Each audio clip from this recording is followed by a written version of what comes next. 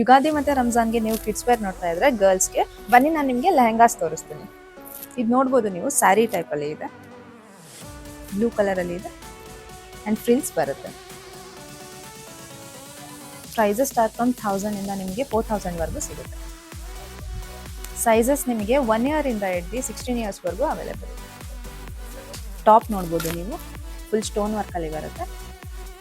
Bottom ನೋಡ್ಬೋದು, ಲೆಹಂಗಾದು border full work ಅಲ್ಲಿ ಇದೆ, ಪ್ರಿಂಟೆಡ್ ಲೆಹಂಗಾ ಬರುತ್ತೆ, ತುಂಬಾ ಚೆನ್ನಾಗಿ ಕಾಣುತ್ತೆ.